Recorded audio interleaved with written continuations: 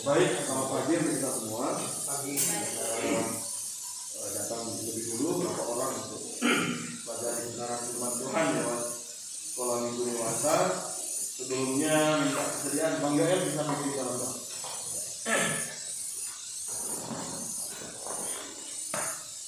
Terima kasih terus kami sudah belajar tentang kebenaran firman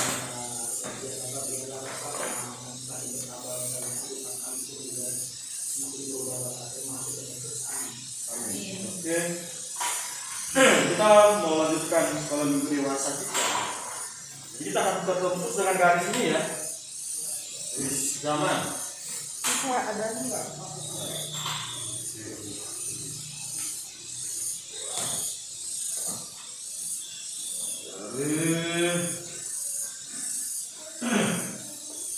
Ini penciptaan.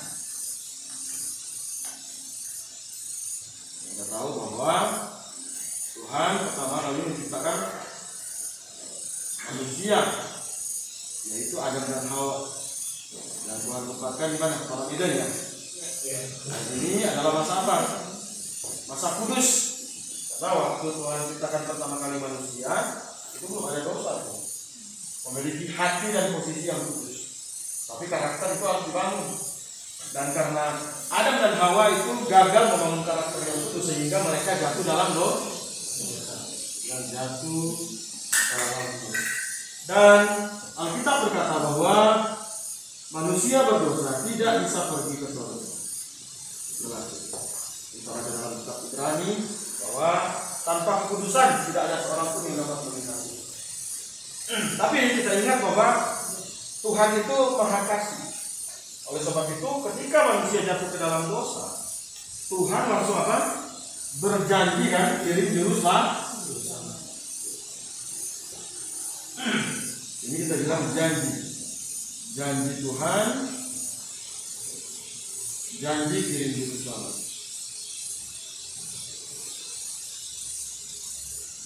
Nah, orang perjanjian lama kalau mau selamat, mereka harus bertobat dan percaya kepada juru selamat yang dijanjikan itu. Nah, sambil menunggu, maka bukti iman mereka harus apa? Potong domba, taruh di atas mezbah. Nah, domba ini tidak menyelamatkan, tetapi domba ini adalah simbol kepada janji Tuhan untuk kirim juru selamat. Oleh sebab itu, ketika Yohanes Pembaptis tampil di sini, maka kalau kita baca dalam Yohanes 1 ayat 29, pada waktu Yohanes menunjuk Tuhan Yesus, dia bilang apa? Inilah anak domba Allah yang menghapus dosa dunia. Jadi kalau dulu di masa perjanjian lama, domba itu adalah simbol dari juru selamat yang akan datang. Kalau orang perjanjian lama mau selamat, yang menyelamatkan mereka iman mereka sebenarnya, bukan dombanya. Artinya begini, kalau mereka mempersembahkan domba, tapi imannya nggak benar, tetap saja nggak masuk surga. Tetap saja nggak masuk surga. Karena yang bikin mereka selamat itu, bukan dombanya, tetapi apa? Iman mereka. Oleh sebab itu kalau kita baca dalam kitab Yesaya, coba buka kitab Yesaya.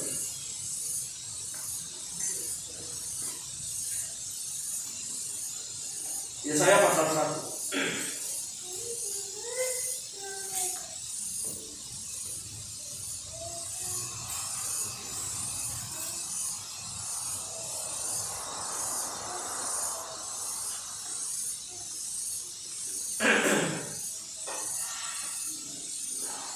Nah, Yesaya pasal 1 ayat 10 dan 11.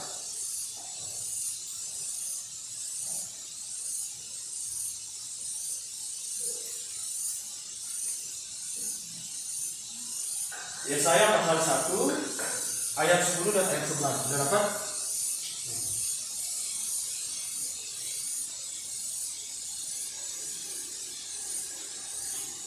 Yesaya 1 ayat 10 dan 11 bilang apa? Dengarlah firman Tuhan, hai pemimpin-pemimpin manusia Sodom. Perhatikanlah pengajaran Allah kita, hai rakyat manusia Gomora. Ini Sebenarnya ini maksudnya kepada bangsa Israel. Tetapi kenapa Tuhan bilang Sodom dan Gomora? Karena perbuatan bangsa Israel pada waktu itu sama seperti Sodom dan Gomora. Oleh sebab itu Tuhan bilang, hai kamu manusia apa? Manusia Sodom dan rakyat Gomora. Tapi sebenarnya bukan ke Sodom dan Gomora dalam makna.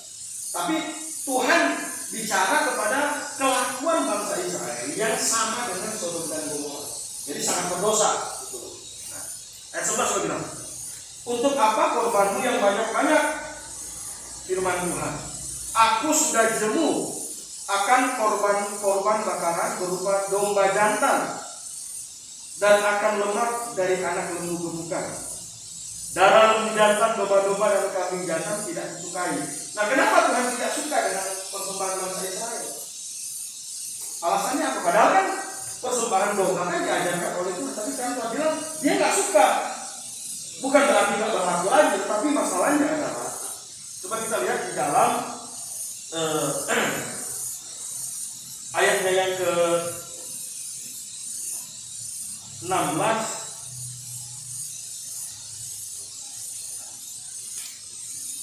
dan 17.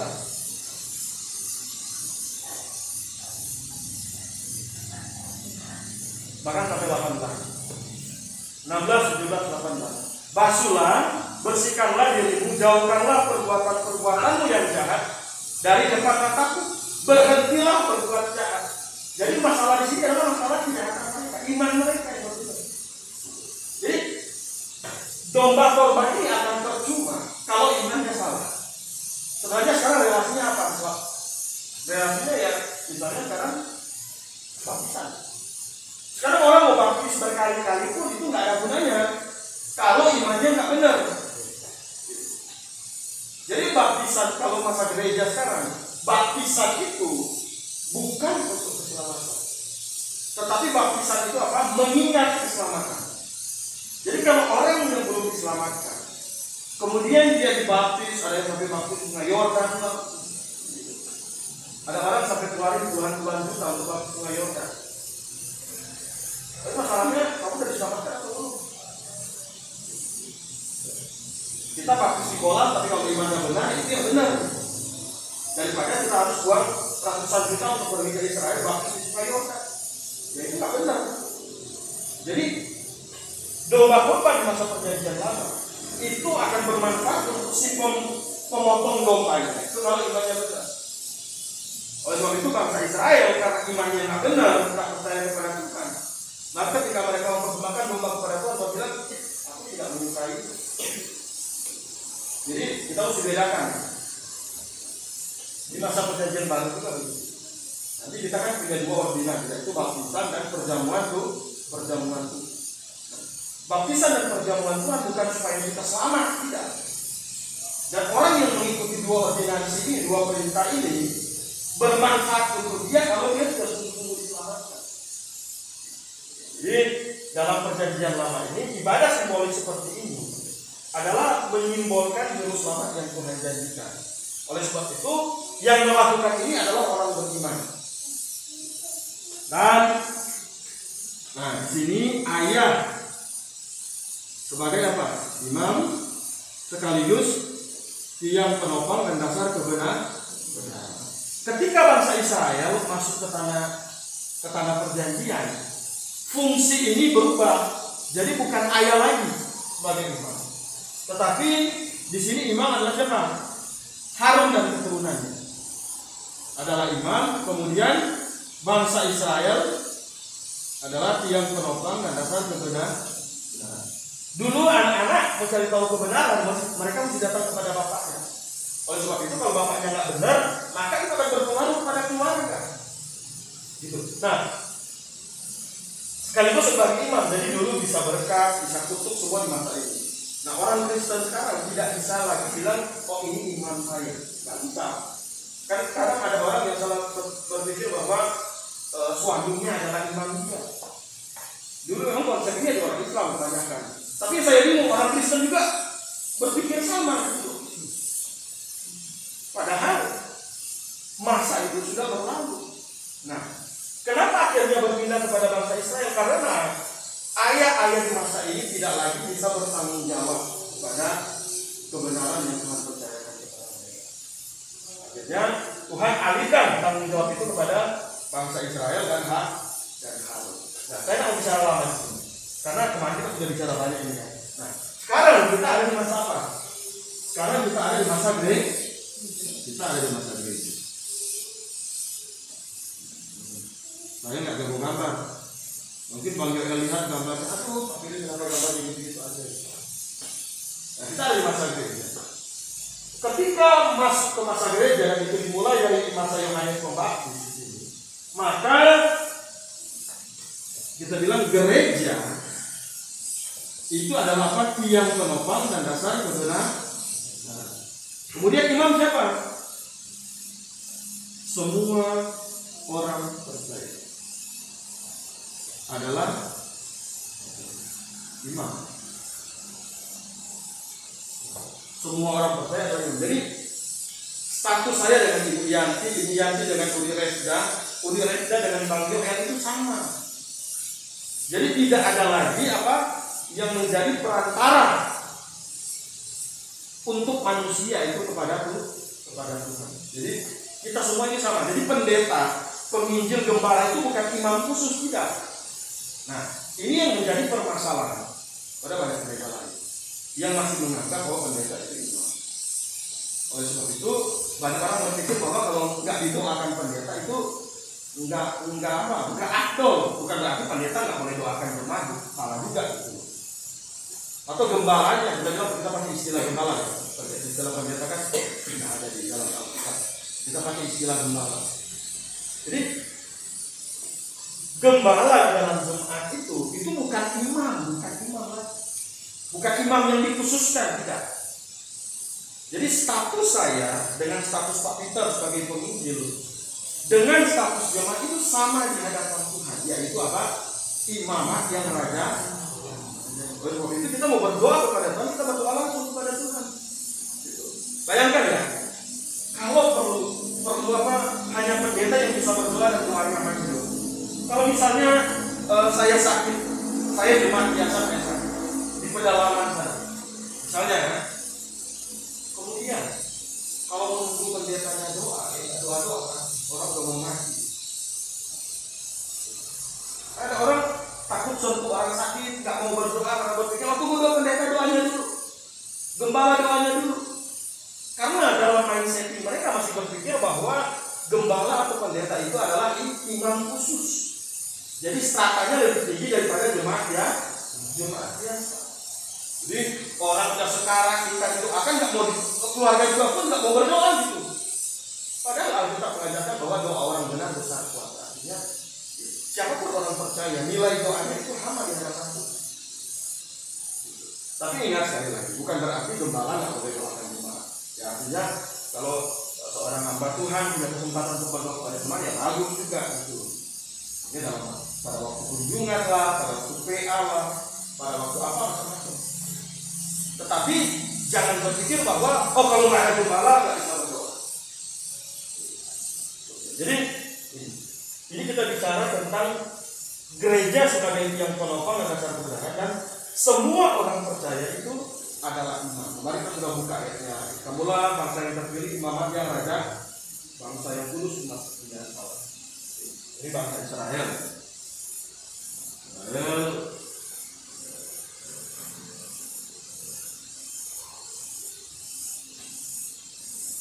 Oke, nah sekarang kita ada di masa gereja. Masa gereja ini, akhirnya gereja itu punya peran khusus namanya tiang penopang dan dasar kebenaran. Dan itu terjadi sejak kapan? Mulai dari Yohanes Pembaptis sampai nanti ada satu masa gereja itu akan berakhir. Kita tidak tahu kapan. Tapi Alkitab kasih tahu kisi-kisinya. Kapan masa gereja ini akan berakhir? Coba kita buka di dalam kitab Roma pasalnya yang ke-11.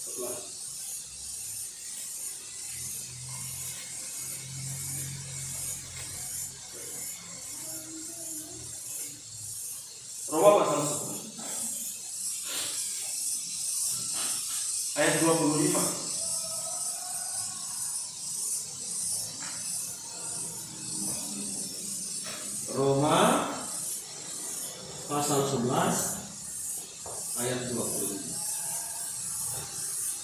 Minta tolong Pak Peter baca. Roma 11 ayat 25. Sebab saudara-saudara, supaya kamu jangan menganggap dirimu pandai, aku mau agar kamu mengetahui rahasia ini. Sebagian dari Israel telah menjadi tegar sampai jumlah yang penuh dari bangsa-bangsa lain telah masuk. Oke. Nah, kita perhatikan dulu sini. Kenapa ada gereja? Itu kan karena bangsa Israel tidak lagi berfungsi sebagai yang penopang dan dasar kebenaran. Puncaknya kapan? Puncak tegar tenguknya bangsa Israel adalah ketika mereka salibkan Yesus Kristus. Itu puncaknya. Nah, di sini Alkitab beritahu kepada kita, katanya apa? Sebab saudara-saudara, supaya kamu jangan menganggap dirimu pandai. Aku mau agar kamu mengetahui apa? Rahasia ini. Sebagian dari Israel telah menjadi apa? Tegar. Sampai jumlah yang penuh dari bangsa-bangsa lain telah masuk. Jadi keras kepalanya penolakannya bangsa Israel ini mulai dari sini sampai kapan itu akan berlaku katanya? Sampai katanya bangsa-bangsa lain penuh.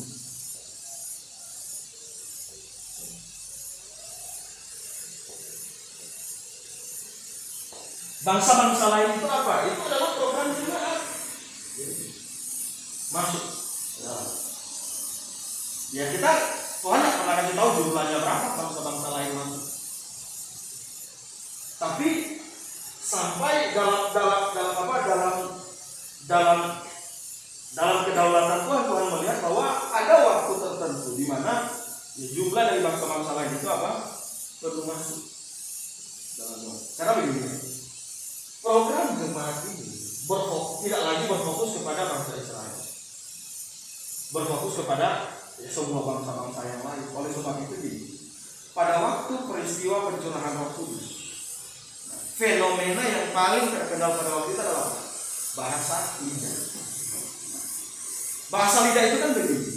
Saya orang Manado, Tuhan karuniakan tanpa belajar, itu kemudian tiba-tiba bisa bahasa Sunda. Enggak belajar, itu namanya karunia. Atau Pak Peter orang Bogor, kemudian tanpa belajar Tuhan karuniakan tiba-tiba bisa bahasa Minang, ngomongnya firman Tuhan. Nah, itu namanya karunia bahasa lidah. Oleh sebab itu kalau kita baca di dalam kitab Kisah Rasul pasalnya yang kedua, katanya bangsa Israel tidak belajar tiba-tiba bisa bahasa lain, bahasa Elam, bahasa Mesopotamia, bahasa Arab, dan bahasa-bahasa yang lain. Nah, itulah bangsa-bangsa itu. Jadi sekarang Tuhan bicara firman Tuhan itu pakai bangsa-bangsa ini. Nah, tandanya apa? Yaitu lewat karunia bahasa lidah itu. Oleh sebab itu kalau kita baca di dalam kitab 1 Korintus pasal yang keempat dikatakan bahwa karunia itu tanda untuk orang yang tidak percaya. Yang tidak percaya ini siapa? Bangsa Israel. Jadi dulu Tuhan ngomong firman Tuhan pakai bahasa Yahudi, memang bahasa Ibrani. Nah, ketika di masa gereja itu kayak tamparan keras lah buat bangsa Yahudi. Oleh sebab itu bangsa Yahudi sekarang Tuhan bicara firman Tuhan pakai bahasa yang lain. Nah, itulah karunia bahasa lidah sebenarnya. Oleh sebab itu kalau sekarang ada orang mau pakai bahasa lidah dengan bahasa yang nggak jelas dan seterusnya, itu aneh. Karena yang jelas bahasa lidah itu maksudnya apa? Kan speak with tongue, artinya berbicara dengan lidah tapi dalam bahasa lain. Itu namanya karunia dan ini bukan dipelajari. Itu karunia itu bukan dipelajari tapi diberikan oleh Tuhan. Sekarang ada kursus bahasa lidah, ada kursus di mana? Kursus emang di zaman awal-awal Tuhan pernah ajarkan mesti ada kursus bahasa lidah dan sebagainya enggak? Namanya karunia berarti Tuhan karuniakan orang yang nggak bisa diberikan karunia itu. Nah, masa gereja katanya apa? Kalau jumlah dari bangsa-bangsa lain itu penuh. Itu masa gereja. Kemudian satu ayat lagi kalau kita lihat di dalam 1 Tesalonika. 2 Tesalonika.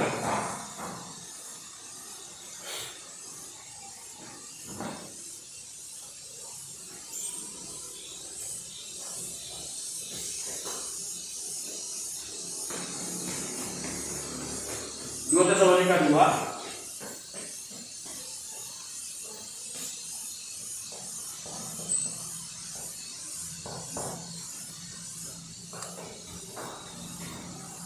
2 Tesalonika pasalnya yang kedua.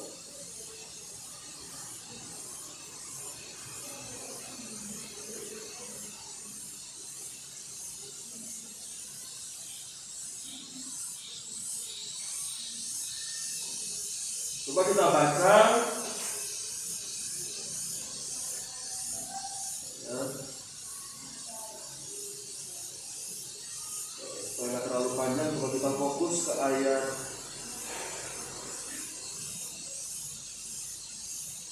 yang ke-6, 7.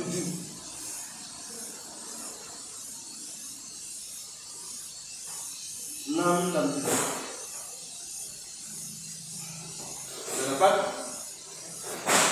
2 Tesalonika 2 ayat 6 dan 7.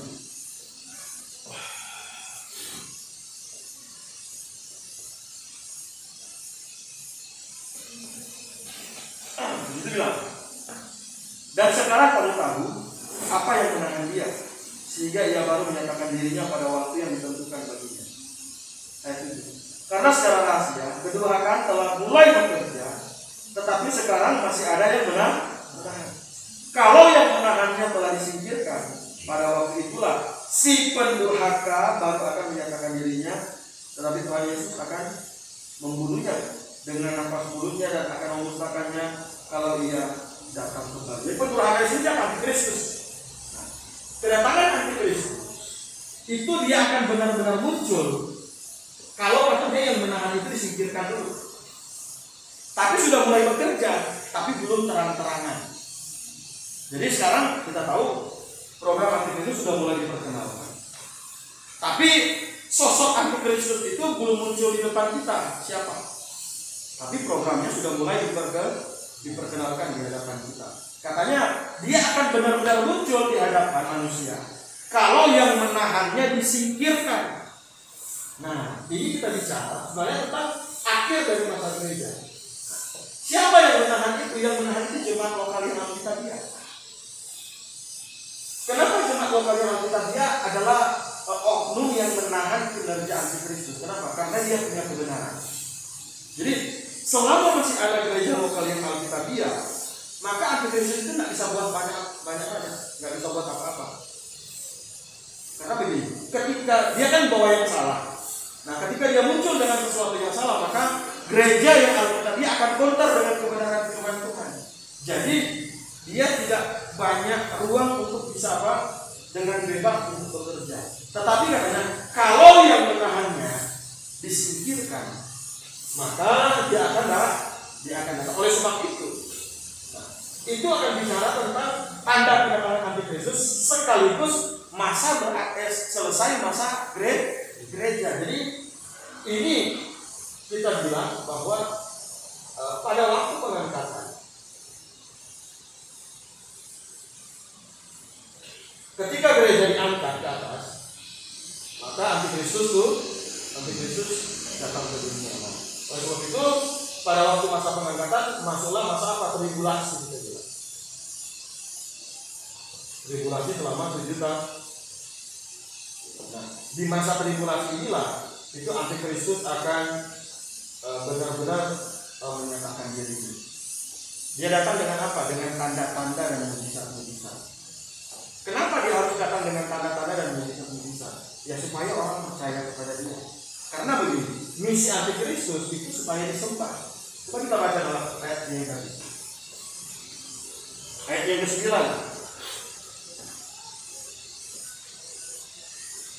Ayat 4, ayat 4.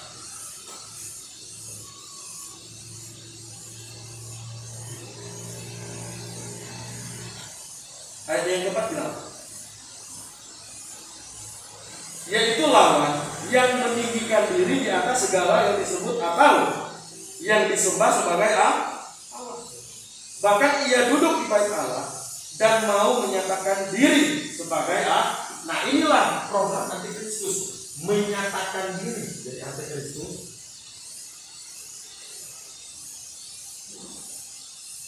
dia katanya apa? Mau menyatakan diri. sebagai dalam tanda kutip kita bilang apa? Caranya bagaimana? Caranya itu ada kaitan dengan konflik sekarang. Konflik sekarang di Palestina, selain bangsa Israel mau ambil tanah perjanjian yang dijanjikan kepada mereka, yang paling utama yang mereka mau rebut sekarang itu adalah apa? Yang sekarang lokasinya Masjid Al-Aqsa. Seperti itu. Jadi kan masjid itu kan dulu bekas bangunan Bait Suci. Program antikristus adalah dia mau mendirikan Bait Suci lagi. Kalau dia berhasil mendirikan Bait Suci, kalau mendirikan Bait Suci berarti ribut kan? Ribut kan? Kenapa? Karena masjid harus dibongkar. Yang mana mau orang Islam mau dibongkar masjidnya? Yang mana? Karena bagi mereka itu kiblat kedua setelah Mekah. Karena begini, sebelum Mekah ada, itu kan kiblatnya masih ke Yerusalem, masih ke Masjid Al-Aqsa. Kemudian karena orang Israel tidak menganggap Muhammad sebagai nabi, maka mereka geserkan kiblat itu ke tanah Arab. Tapi tetap menganggap Masjid Al-Aqsa itu sebagai masjid yang kudus lah bagi mereka. Jadi supaya bisa bangun Bait Suci, maka harus dibongkar masjidnya dulu. Nah, Antikristus punya misi yang berat. Kenapa? Karena dia harus bangun Bait Suci sekaligus meredam kemarahan orang Islam. Ya gitu kan? Tapi bisa nggak? Kelihatannya bisa. Karena di dalam ayat Alkitab bilang bahwa dia akan duduk di atas Bait Allah. Berarti Bait Allah itu akan dibangun. Jadi kadang ini banyak orang Israel, saya suka baca itu ya. Kalau saya googling main-main internet, itu donasi, banyak orang Kristen berdonasi untuk pembangunan Bait Suci ketiga. Itu aneh. Padahal pembangunan Bait Suci ketiga itu bukan kehendak Tuhan. Bayangin. Kita baca open donasi untuk apa? Oh, Islam kan untuk mempertahankan Palestina. Orang Kristen punya gerakan itu. Gerakan supaya Bait Suci ketiga katanya dibangun kembali. Padahal nanti yang akan bertahta di Bait Suci itu adalah siapa? Antikristus. Jadi Antikristus ini hebat karena apa? Dia bisa bongkar Masjid Al-Aqsa. Dia bisa bangun Bait Suci dan orang nggak marah. Nah itu hebat. Banyak penafsir bilang, oh inilah Antikristus, inilah seperti inilah, macam-macam. Tapi yang pasti dia adalah oknum yang sangat berpengaruh dan bisa menciptakan damai yang semu. Karena memang dia akan bawa damai semu. Damai yang hanya sebentar aja gitu. Yang penting apa? Tujuan dia terrealisasi sesuai dengan tadi. Kalau kita baca di dalam ayatnya yang keempat tadinya itu, dia akan duduk di Bait Allah dan mau menyatakan diri sebagai Allah. Oleh sebab itu program Antikristus kan disembah, menyatakan diri sebagai Allah, atau dengan kata lain apa? Disembah. Nah, untuk bisa disembah kan nggak gampang. Ada banyak hal yang dia mesti persiapkan supaya disembah. Dia harus dihargai dulu. Dia harus dikirim orang untuk sampai kepada satu persatuan. Kesatuan-kesatuan inilah yang nanti mau bawa dia untuk disembah. Kesatuan apa dulu? Nanti ada namanya kesatuan ekonomi. Kemudian kesatuan apa lagi? Kesatuan politik. Kemudian ada kesatuan rohani.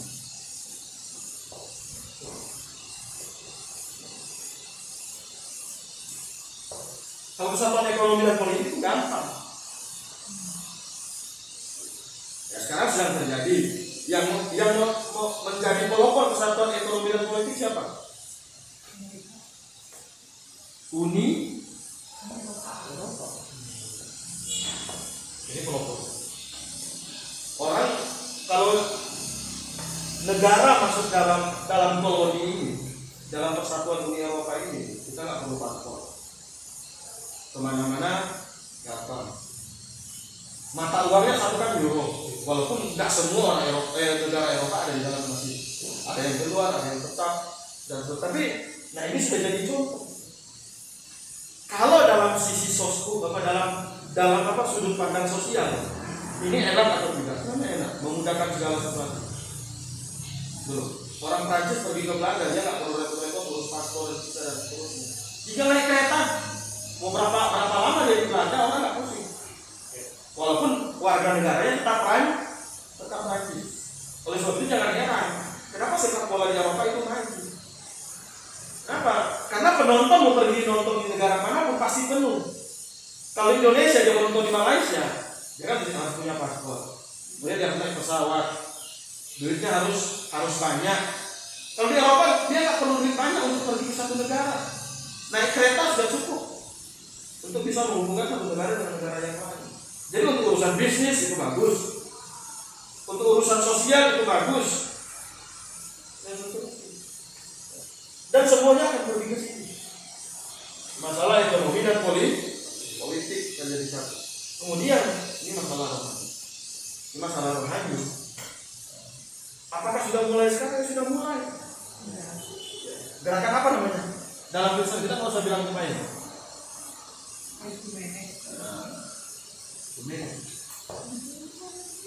Itu tak pandang dari gereja mana? Kan itu kan? Asalkan berdiri atas tapi bagaimana mungkin berdiri atas firman-Nya? Satu ngajarin bahasa lidah, satu enggak, tapi bersatu. Jadi yang bikin mereka satu apa isunya?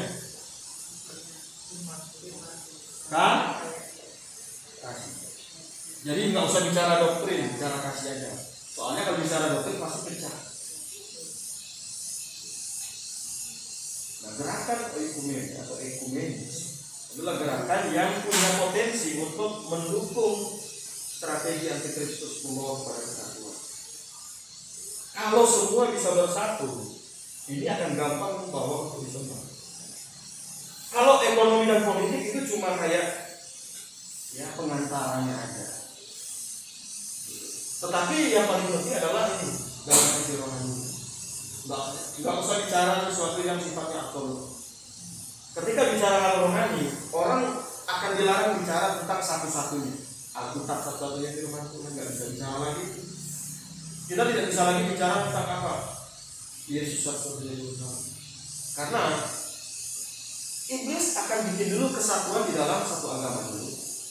Beda mazhab tapi bersatu dalam kasih. Nanti akan bikin satu agama dunia. Kan sudah ada sekarang kan satu agama dunia. Agama apa namanya? Apa namanya? Nah ya Islam apa semua yang apa? Ada kuilnya itu loh di Palestina ada kuilnya bukan. Jadi di situ orang nggak bisa bicara lagi. Yesus itu sesuatu itu nggak bisa. Kenapa? Kalau bicara Yesus, Islam akan tersinggung. Islam nggak akan bicara lagi siapa yang terkemuka. Kenapa? Kalau bicara itu tentang nabi mereka, ya nanti orang bisa tersinggung. Orang muda nggak bisa bicara lagi siapa yang paling dicerahkan. Kenapa? Nanti yang lain tersinggung. Jadi nggak usah bicara ya. Bicara apakah? Kasih. Jadi oleh sebab itu kalau gereja tidak sungguh-sungguh belajar firman Tuhan dengan benar, bayangkan dia akan menjadi pendukung penyesalan.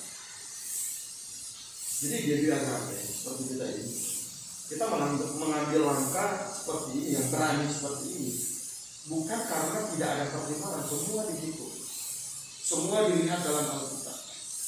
Bagaimana iblis mau memakai mimbar untuk membawa kepada program antikris. Dan itulah yang banyak orang nggak mau dengar itu masalahnya. Kalau Pak Bento seminar kita bicara tentang gerakan ekumene, orang marah sekali gitu. Karena bagi mereka ekumene itu tempat yang kudus, nggak boleh diganggu. Ini kalau kita belajar tentang gereja ini dengan benar, kita masuk di masa akhir zaman. Akhirnya banyak gereja tidak sadar sedang berpihak kepada siapa. Jadi kalau dia berpihak kepada Tuhan, untuk berpihak kepada Tuhan ya jangan sampai ikut program antikristus. Dulu Tahun berapa Pak? Kita ada nggak? Yang acara ekumene di apa? Di Gelora Bung Karno. Ada ya? Oh belum ada ya? Jadi dulu kan ada peraturan semua bikin acara di Gelora Bung Karno. Dan itu penuhnya minta ampun. Karena yang dipakai selain kursi itu sampai di lapangan. Kursinya aja berapa puluh ribu sih? GBK 80 ya kalau salah. Kursinya saja 80 ribu kalau salah. Itu gimana sampai di lapangan itu? Kita kesana banyak terapa. Persatuan yang benar itu seperti apa? Karena ada cap gereja, nomor handphone, wah pokoknya besoknya 1 minggu setelah acara itu grafik habis.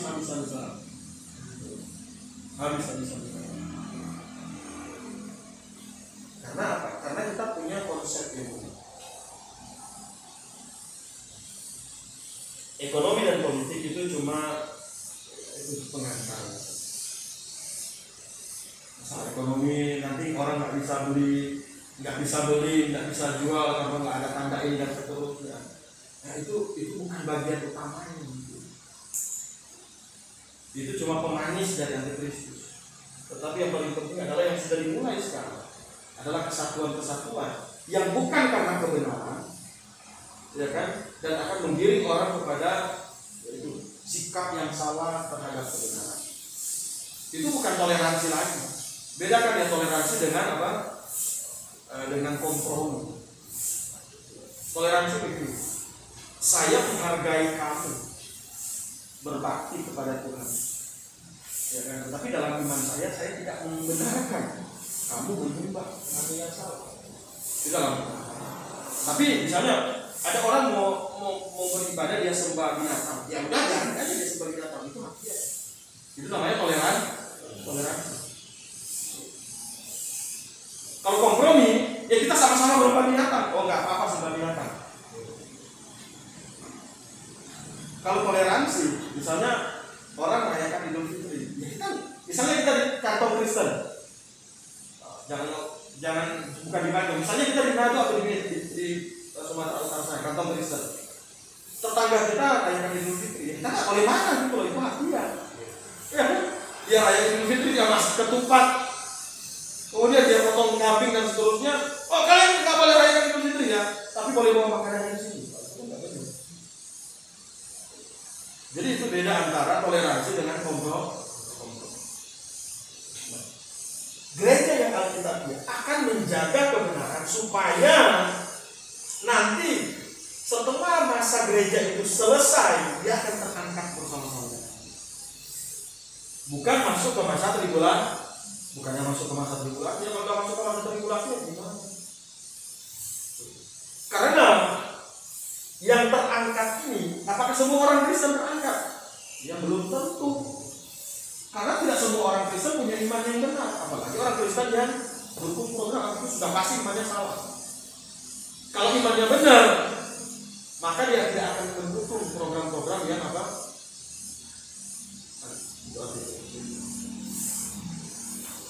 Kalau imannya benar, ya dia akan cari gereja yang benar. Jadi kalau Tuhan Yesus ngomong ketika manusia datang kembali ke dunia, apakah dia mendapati iman di bumi? Ya itu cara Tuhan melihat ke masa depan bahwa memang tidak banyak orang yang akan diangkat. Bukan berarti Tuhan gagal, Tuhan tidak pernah gagal dalam rencana. Rencana keselamatan itu ditawarkan kepada sebuah manusia. Tetapi yang Tuhan sayangkan adalah ketika manusia tidak mau ambil. Tuhan sedih, sebenarnya Tuhan sedih kalau manusia tidak diselamatkan. Karena apa? Sudah dikasih tapi nggak mau beda kalau nggak dikasih. Jadi langkah yang kita ambil untuk bergabung dalam jemaat lokal yang kita lihat itu adalah langkah ini. Karena ini bukan hanya bicara hari ini, bukan hanya bicara oh saya mendapat berbakti hari Minggu kemudian hidup saya selesai. Sekarang saya mau bicara kepada saya mau dukung siapa? Apakah saya mau dukung si antikristus atau saya mau dukung bukan? Dan kalau saya aman bayangin, saya aman, anak saya bagaimana? Orang-orang yang saya kasih ini bagaimana? Kan berkali-kali saya sampaikan di foto. Kalau bagi keluarga yang punya anak itu hidup dengan egois.